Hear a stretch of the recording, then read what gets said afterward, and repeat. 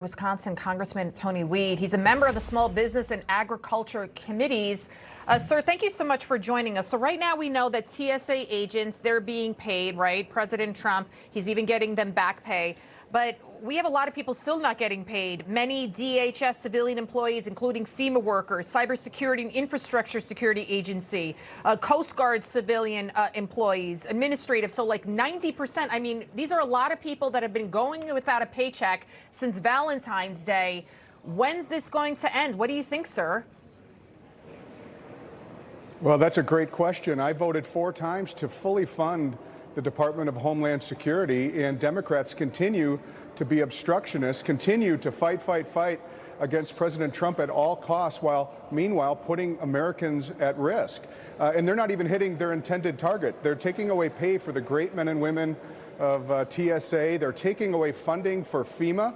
And in our area, in northeastern Wisconsin, we're dealing with major flooding right now, serious risks to dams where FEMA is going to be needed. And our Senator, Tammy Baldwin, continues to vote to defund FEMA along with the Department of Homeland Security. The Senate is broken. That's why we need to go through the reconciliation process, Republicans alone, and get DHS fully funded once and for all. What is the sticking point? Because we know ICE is already fully funded by the big, beautiful bill. What do the Democrats want? Do they want ICE to be defunded? That's not going to happen. Well, in my short time here in politics, I came from the private sector, never having served in politics.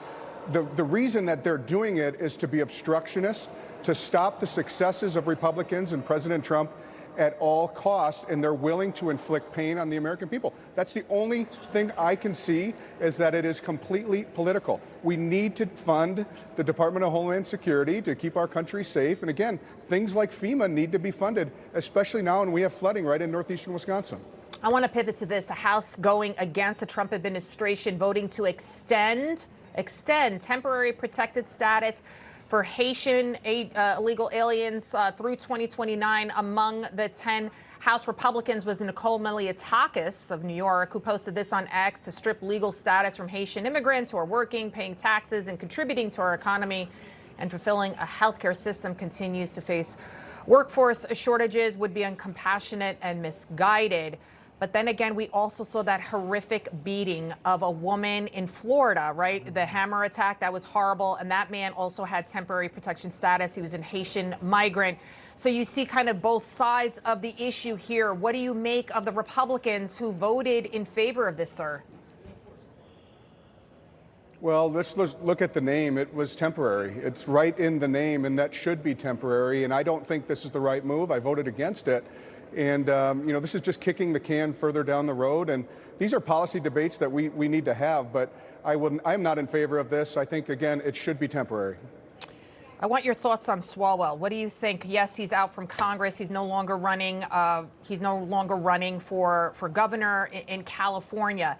But what's going on in Congress that you see a lot of these politicians on both sides of the aisle? It's not just a Democrat thing where they feel like they can do whatever they want and that the rules of society, of the law, whatever, don't apply to them.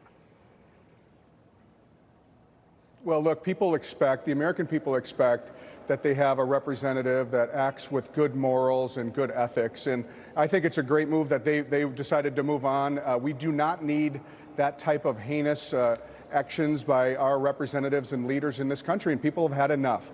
And I think it's important that we clean it up and we have good, strong leaders with high character, and that's why I came to Congress, is to be a leader, to be somebody that tells the truth. And I think, again, we need to have good moral clarity in this country, and I think it's a step in the right direction that people that act like that go away.